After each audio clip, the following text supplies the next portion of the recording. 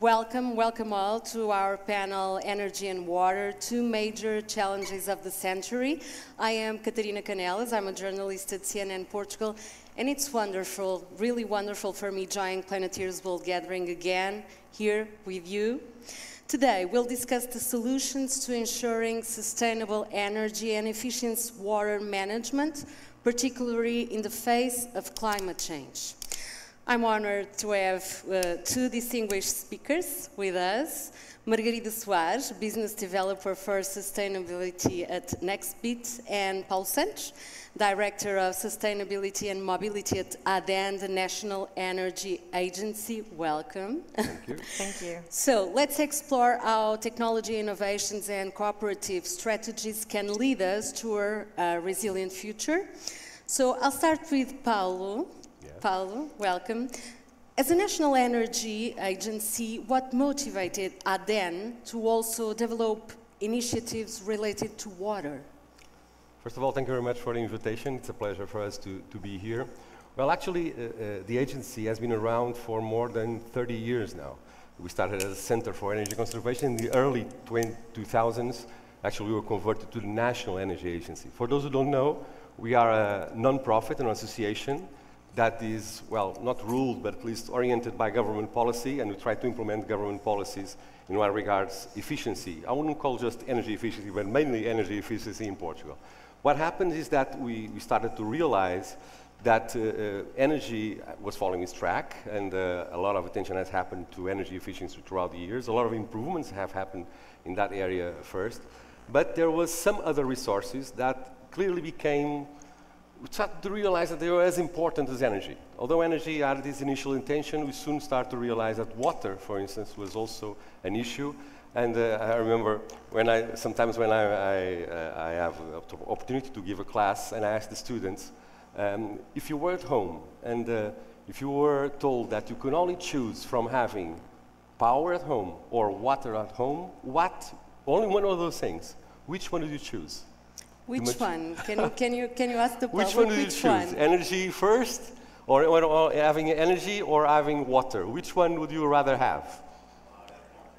Water, obviously. So some of the students actually said that, okay, I will go for water because I can charge my mobile phone at the university. But that's another thing.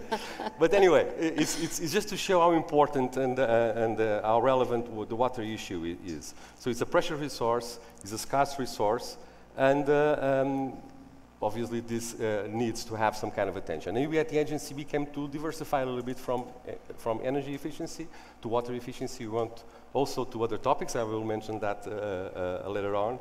So yes, that because you have lots of key activities that you want to highlight in this context. That's right, that's right. We started to realize, for instance, there is a clear nexus between water and energy, and that also led us to have some kind of activities that would promote to what the water nexus. 60%, just to keep in mind, how close water and energy are related.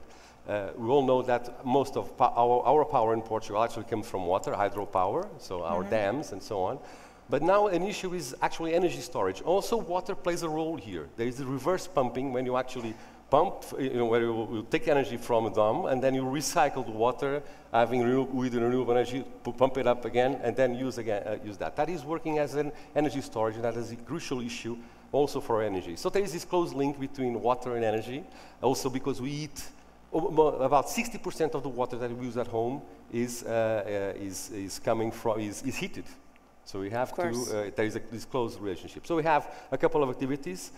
We started by having some projects in terms of dissemination, promotion, particularly near young people related to water efficiency. But then we actually realized we must have what we call an anchor project. And that's why we have a classification rating system, Aquamais, which actually rates the performance of homes in terms of water efficiency. Besides that, we also work on, now we started to work also on the water resilience or water scarcity in Algarve, another interesting project. So we are trying to diversify from energy. We will discuss Aquamais, and we will discuss the situation of Algarve also. Margarida, you brought us a video which will introduce our talk. So yes. I ask you please to put a video on. Imagine transforming your company into a powerhouse of efficiency and sustainability. With Nextbitt's EMS and smart IoT technology, revolutionize how you conserve energy and cut costs, proactively shaping a future where every watt counts. Are high energy costs and outdated systems holding you back? Discover how smart sensorization transforms energy management. Nextbitt's EMS leverages IoT sensorization to gather real-time data across electricity, water, gas, and more, optimizing your energy use with precision. Experience up to 10% savings in energy costs, gain vital insights for corrective measures, and foster a better environment. Lead the change in energy management. Visit our website and book a demo to see how Nextbitt can drive your business towards a sustainable and efficient future. Very good presentation. So Margarida, how does sustainable asset management contribute to optimize energy and water efficiency across these different sectors? Okay, it's a good question. Thank you, Catarina, and thank you for inviting me. So when we talk about, and in Nextbitt's case, when we talk about asset management, it's important to clarify that we are talking about physical assets. So and everything related to infrastructures, from buildings, facilities and equipment. And then when we refer to sustainable asset management, we are talking about an integrated approach that combines both asset management and environmental indicators, which include energy and water, the topics that bring us here today, among other indicators such as waste, materials and emissions.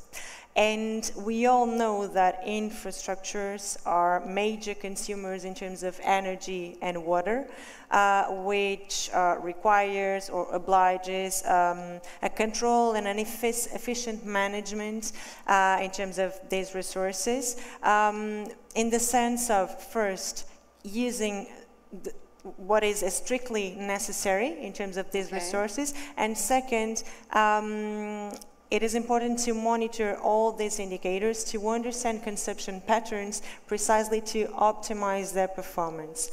And what we do at Nextbitt, and the video just left at note, is like, it is essential to sensor all these physical assets using cutting-edge technology such as IoT devices or AI, precisely to collect the data in real time and then analyze it and monitor all the consumption, for example, to identify non-conformities, anomalies such as energy peaks or water leaks. Right? And this will allow organizations in general to better understand the impact and to better understand how to improve the energy efficiency. And this is crucial. So you focus on these specific indicators to do your approach? Yes, exactly. Okay. So with the energy management system, it's a very technical software that we connect the software to hardware. For example, it's an interesting case. We are now centralizing the venue here, Centro de Congressos, because we will be calculating the carbon footprint related to the event afterwards. So we are centralizing electric energy and water, and of course then we'll be collecting data from many other components such as waste, information from all the stakeholders involved to present the carbon footprint calculation associated to the event. But this is a crucial thing when it comes to optimize infrastructure performance in today's world. So and we are seeing more and more companies that they started with an efficient asset management, and they are now adopting these new solutions precisely to optimize energy and water in terms of crucial resources. For new challenges. Exactly, yes. That's it. And I would like to add something to all this, because we are facing a global demand for electrical energy due to different factors. For example, an increase in the economic activity, an increase in tech solutions such as data centers or air conditioning due to extreme heat waves, or even because of a growing world population. So the scenario is quite serious, and I think that companies, they must be committed to understand that an adoption and a transformation is required. And do you think they are doing that? Some of them. I think the biggest ones, they are much more aware of that need, and then the smallers, they follow the steps. Yes. Okay. So, Paulo, you brought us, we are going to talk about Aqua Mais, the project, and I know you brought us a video also and some slides. Yes, that's right. To explain to us. So, is it possible to watch the video, please? A picture is worth 1,000 words, so let's have a yes, it's quick true. show up.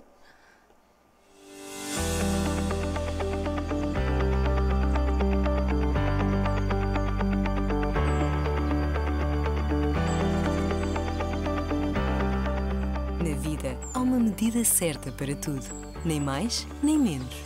Um equilíbrio pelo qual somos responsáveis, que afeta a nossa pegada ecológica. E se a água pudesse ser usada de forma mais eficiente? Portugal é o segundo país da União Europeia com maior consumo de água por habitante. Mas como saber se as nossas casas são eficientes? E como melhorar? Assim surge o Aqua Mais. Simples, ágil e voluntário para classificar o uso eficiente da água nos edifícios. Para edifícios residenciais em fase de projeto, reabilitação ou em uso, o Aqua Mais permite diagnosticar o nível de eficiência hídrica e identificar pontos de melhoria e poupança. O diagnóstico, feito por profissionais qualificados, atribui uma classificação universal de F a A+, com base nas infraestruturas e equipamentos que influenciam o consumo de água em casa. Agora, através do Aqua Mais, não perca a oportunidade de fazer investimentos mais racionais, de valorizar e distinguir o seu imóvel. Mas, sobretudo, de assegurar uma utilização mais consciente da água, com conta, peso e medida.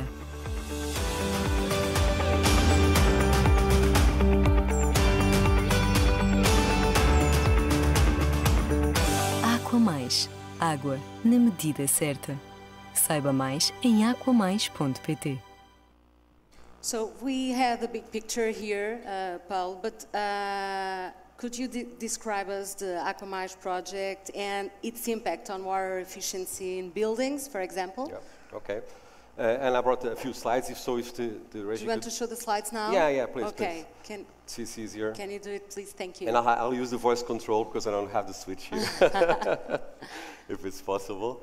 Yeah, just waiting. But basically, this is a system that is pretty much inspired in what we already do as an agency. We manage the energy certification system of buildings here in Portugal. So, inspired by that experience, we actually put forward a system that is, although voluntary, but also looks at buildings and assess its performance as assets in terms of water use. So here I have the concept there. You have a rating, as you see, you have a scale from F to A+, similar to what you have in appliances and what we have in energy efficiency. Next slide, please. And we started this in 2020. I was just realizing that it was on the first edition of Planetiers that we actually put forward the scheme, and we presented there in residential areas. In 2022, we also increased the assessment to hotels, and later in this year, a few months ago, we opened up for offices as well. Because every assessment of the building in terms of water efficiency is obviously depending on the type of building. So we have to adapt slightly the methodology. Next slide, please. And by the way, we won the 2023 National Tourism Prize in terms of sustainable tourism with this system for the hotel sector. So next slide. And the assessment actually follows a look, as we were saying, assessing and measuring is quite important to realize what can be done. So we do that, for instance, in office buildings. We look at these areas into specific topics. We go as far as 67 parameters to find out what is the rating of the building. So next slide, please. Next slide. Yep. And this is the output, the main output. There are other outputs as well, reports and so on, but this one gives the building owner or the building promoter perspective what is the performance. It's the first page. You have the scale there. You have the partial performance in terms of different areas of the building. On the second page, you assess very carefully what is the performance in each parameter that you evaluate. And in the last page, perhaps I would say, maybe the more important is what can be done to improve the water use of that building. Thank you and so how far much they can reach for explaining to us, because I was seeing and we can't read, but you are explaining to us, so that's very important. Thank you. Okay, let's see if I can work with this. Let's try it. Oh Okay. yes, it works. This is done by external auditors, independent auditors that we train, so they are in the market. You can hire their services, and they do an initial classification, but every year, in terms of hotels and office buildings, the building itself has to report on their performance, how they are working on the action plan to improve performance, and every third year, the external auditor comes again and assesses the building and updates the classification that you've seen before. So these are just some common improvement measures that were found in the first buildings that we are certified. We have more than 2,500 buildings already rated. But most of all the improvements can be done on using of rainwater, monitoring systems like we're mentioning here. We should collaborate. These are the major ones, like did. Margarida. Fixture replacement. Yes. So these are just a few examples. And just to give you an idea as well of what can be saved, this is also only for office buildings. And remember, office buildings are not the ones that use most water because it's not the core activity. But nevertheless, you can actually save more than 1,000 cubic meters of water per year. That can reduce more than 2,500 euros per year as well. And the savings can be as far as 40%. This is some preliminary results that we have. Were you expecting this? Sorry? Were you expecting this 40%? Yes, we were not on office buildings. I'm just actually, seeing now, but office buildings we're expected to have less than this because the use of water is different. But on residential buildings, for instance, we can expect to have as much as 50% reduction in existing buildings. And in new buildings where technology is a little bit better, so you have more updated features and so on, you can go as far as 35% or something like that. Okay. But if you add to this, you had the Nexus water energy, you can also save by using less water, less heated water, save about 25% of energy. That is also adds to the amount that you can save on these aspects. Just a final slide to show that this is, as I mentioned, this is done by experts that are qualified by us. So if any on the audience want to have a go at this, you can see here where you can have a course and become a certified Aquamize auditor to do this kind of assessment in all types of buildings. And we understand it. Thank you, Paulo. Margarida, can you explain us how real-time data collection supports environmental management and resource optimization? Because I know this is quite a subject for many people, but you also brought us a second video to help us to understand it. So can we watch it, please? Thank you.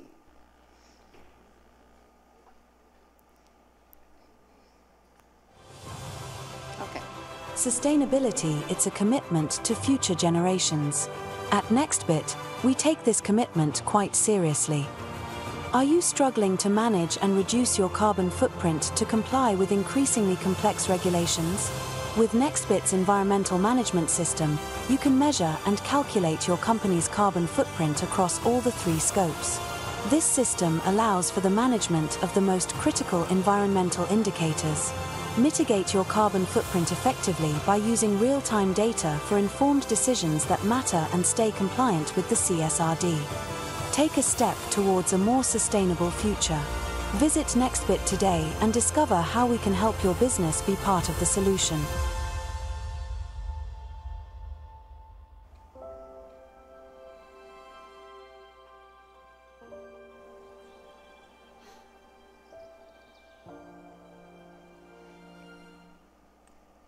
Real-time data, what a challenge. And it has a lot to do, whoops, it has a lot to do with, this one? no, it's the end, it's the end. It's okay. It's perfect. Thank you. It's a very pertinent question. It has a lot to do with what Paulo was saying, And for us, and at Nextbitt, we used to say we have this motto that is sustainability. It's all about data, right? And we cannot manage or we cannot reduce what we cannot. We cannot manage and we cannot reduce what we cannot manage accurately. So all these sort of systems regarding electrical energy, water are crucial in order to optimize all these indicators, environmental indicators, and then mitigate the environmental impact. And decisions can only be made based on tangible and credible information. Okay. That's why real-time data represents this huge asset when it comes to environmental management, and we cannot avoid talking about the ecological carbon footprint. But besides it does not only allow for better and informed decisions, but also to immediate decisions in terms of it allows to analyze and to avoid, for example, operational risks. So once you have a system that collects what we call near real-time data, you can have a very fine granularity to analyze the data. Of course, these are very technical modules, but you can act and fix some problems. For example, we have an interesting use case with a client. I can talk openly about this. It's with EDP. Okay. We manage their water consumption, and it was possible to identify water leaks in the soil in what's so-called the near real time, which in normal circumstances it would only be possible to identify those water leaks when they receive the invoices and compare, so after 2 months or so. So these sort of systems are quite efficient to better understand and act efficiently and immediately. And we are talking about specific technologies. So what do you exactly. use so we use to achieve this? We combine IoT devices and AI. AI here is critical because with AI it is possible to identify patterns, predict or analyze and anticipate some opportunities and prevent some critical risks for the operation. And in terms of, for example, in speaking about the new legislation of the European Union, the CSRD, it requires real-time data and data that can be auditable. So that's why these sort of systems can be a potential tool precisely to provide credible data, data with credibility, thinking of this final output, for example, thinking about the non-financial information, the sustainability reports that companies are now obliged to or starting they need to present that information. So I would say that real-time data, for me, it's crucial when we talk about sustainability. Where do you see yourself in a year? I think that AI will have a critical role, and especially if we think about carbon footprint, for example, scope 3, that is the biggest challenge, right? Because it's the most complex information to collect, to analyze. So I think, and AI is quite controversial because if we think about the data centers, they consume a lot of energy and water, but on the other hand, they can be a solution for a faster energy transition. So we are now talking... How do you balance that? Because it's very difficult. It is. This is one of the topics. This is one of the hot topics, yes. But in a few months ago, I was at an event it was in Lisbon, and for the first time, I listened to the expression the green AI. Green AI. Yes, to systems exactly to reuse water or to But we have this controversial topic about AI, which is quite interesting. I think the benefits are way more, or much more than the disadvantages, I would say. Yes. Yes, yes. We can have another talk about Yes. it. So I'm going to pass to Paulo, otherwise we stay here talking about this subject. Paulo, you talked at the beginning of our conversation, you talked about the Algarve. And the Algarve is facing a very deep drought. And what contingency measures have been implemented in the tourism sector under the Save Water Seal initiative, and is this successful? Yeah, I'll let you know. But actually, this experience that we are having it's two questions. This actually arose from the fact that we were working with Aquamais in the hotel sector, so that's why we came up and have a partnership with Turismo to do this. But maybe some of you remember, because our collective memory sometimes is very short, but 1 year ago, we were tremendously worried about not having enough water in the Algarve for the early this year, and for the actual summer that we had. And that will be a real issue, not only for people, but for the tourism sector as a whole. So that was a real issue. So that led to the government to put forward the Council of Ministers resolution that established that all sectors, or main sectors, that actually use water in the region, we're talking about agriculture, we're talking about urban, and mostly those, do have to come up with efficiency measures to actually reduce the consumption, enough to actually maintain the reserves at the minimum so that water still runs on our pipes during the summertime. Fortunately, rain happened, and a lot of this we were lucky. We were lucky, but it's interesting because initially there was a lot of reaction from some of these sectors, but in the later stage, when actually some of these measures were were not so pushed so much further, that those sectors actually say, no, we have to look out for the future, so we have to maintain this strong push. But that's another issue. So there was this dry winter, so there was this resolution, and all the sectors now have to reduce about 30% of their consumption just to maintain that reserve of water. So that led to a partnership in the tourism sector between ourselves, Tourism of Portugal, and the Regional Tourism Authority of Algarve.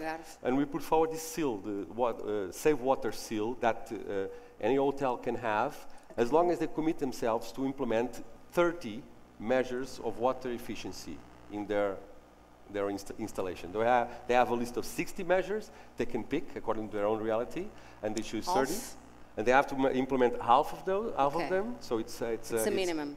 Yeah, it's a minimum. They can go a little bit more, obviously, but at least 30 of these measures they have to put in place, and they did that. We have about 600 hotels in Algarve, and in a few months, I'm talking about 3-4 months, about 100 of these hotels actually joined. The biggest ones already joined. Were you expecting this? Well, in a certain sense we were, because the sense of urgency was so high at that time that we expected to have some robust reaction. And we had that about, so 30% of the actual lodges in Algarve are now covered by the water seal, the Save Water in the sector. So these hotels actually commit themselves to implement measures that mostly related to irrigation, so not spending so much water on lawns and so on. Also changing their fixtures, their taps and showers. Also having the water monitoring, stronger water monitoring processes. Do you know, excuse me, do you know why Planetiers is so good in choosing the speakers? Why? That's why you are living together and say, yes, of course. Adding value, one to each other. Of course, I'm sorry, can continue. So that's it, because it makes sense. Having the ability to monitor is crucial to be able to actually reduce and to improve. So this actually led to a nice result at this stage. We hope this will be now enlarged to also to guest rooms, not only hotels, but also alojamento local, as we call it here. Yeah. So we'll have a huge universe of about 3,000 more establishments that can join this collective effort. So we expect to have that. And as far as we know, at this stage, we have about 6 months monitoring of the seal, and we're able to realize that from an average use of 450 liters per guest per day in our hotel, just by implementing these measures, they were able to reduce to 380. So it's about 70 380. So 70 liters reduction in terms of use of per capita. Remember, this has not only what we use in showers, but also what we use in irrigation, divided by the number of guests. So it's a quite nice improvement in a very short period of time. And that enables us to have 30% reduction as expected. Actually, the numbers do match. It's a coincidence, not something fabricated. And the most relevant for the establishment is actually they are able to realize now by doing this, they are able to save, on average, 7,000 euros per year of water. This meaning in our water bills. So it really has an impact on nature. It has an impact on financial of the hotels. So, and we are able to be more safe, that we'll be able to have water on our pipes throughout the year, even in summertime when a lot of tourists go to Algarve. Margarida, what innovative strategies have you seen that effectively balance energy management and water conservation? Because how can organizations engage employees in these sustainability efforts? This is another challenge. Yes, I have a very personal opinion here because I think that this engagement and this, adapting new strategies, well, for me, innovation comes from the mindset. So I think it's crucial in thinking about organizations that this innovation or this implementation of these new strategies come from the top, from the board, as an example. And of course, companies, they must understand that we are now navigating a new way of doing business. And I always like to do the comparison between what we call the business as usual, that is, it makes no sense anymore, and the responsible business. So I know that we are now talking about energy and water in this specific panel, but talking about ESG practices as a whole, I think that it's crucial that companies understand that they need to adopt and to start with a diagnosis, look inside and do a diagnosis to understand where they are and what is the journey, the right journey they would like to take to reach specific targets, because there's a lot of things going on, like legislation, pressures from the market, that their success will depend on this. So strategies like not only new technologies, because of course technologies are crucial, implementing new technologies and the adoption of new technologies, but innovation is much more than technologies. And I think that, for example, training people inside the organizations. About people first.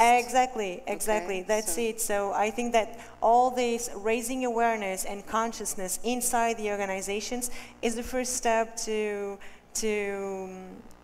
take action, I would say.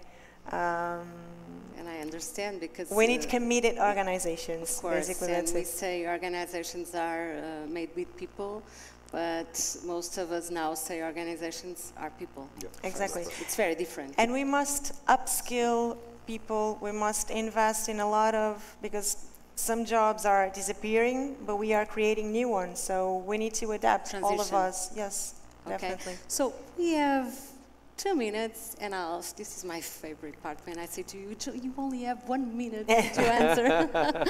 I'm joking, but I want this is an open question for both, and I ask you for one minute each. So given the challenges of climate change, and what cooperative strategies, do you think are essential for ensuring a resilient future, both in energy and water? And how can different sectors work together? And I think this is an open question for you too, because you complement each other. Go ahead, Maria. Really? Okay. First, I think we have a lot to learn from our peers. And this is about collaboration, really. This is not about a competition. Of course, we all need money. We all need our businesses to succeed. But this is about collaboration. And being here with the two of you, this is this is a very productive conversation. These sort of events, I think we must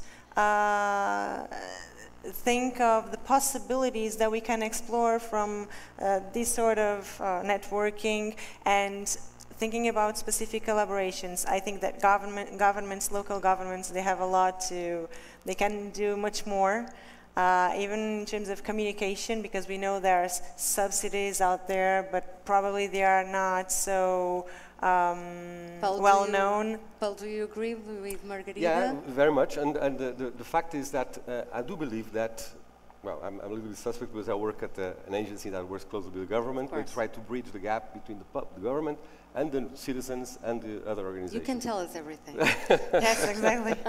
So, but actually, I think it makes a lot of sense to push forward on this cooperative agenda between government and people, and having some instruments that can help and facilitate the communication between all the stakeholders there. So having this sort of rating systems that I mentioned, because it's a very powerful tool to have a rating that allows us as a common citizen to ask or demand for something without knowing the details, the technical details of something. It's very powerful. It's proved to be very powerful in appliances. It's been proven in buildings. So having these kind of tools that actually facilitates the communication between the government and the citizens, and between organizations as well, works very well. Another thing is that we should start looking at this in a systemic way, looking specifically for water, for energy, and there is a clear nexus between water and energy, so that is simpler. But there are other issues like circular economy. How can we put this or frame this? We have to sit all together. Yeah, that's right. We have to sit all together to actually learn from each other and cooperate a lot to bring further results. Thank you so much. So our time is over, 0-0. So we are on time. Yes, exactly. I'm known for being on time. Good. So thank you both for these insightful contributions today. We have explored the intricate relationship between energy and water management and the critical need to innovate solutions, as you both speak. Addressing these challenges, we see that requires cooperation across sectors and continuous committed to sustainable practices. So thank you both. Thank you. I'm sure that next year we will be here talking about the green AI, I think. Thank you all for being with us. And just be here to our next panel. I think it's in minutes now. Thank you so much. Thank you. Thank you. Thank you.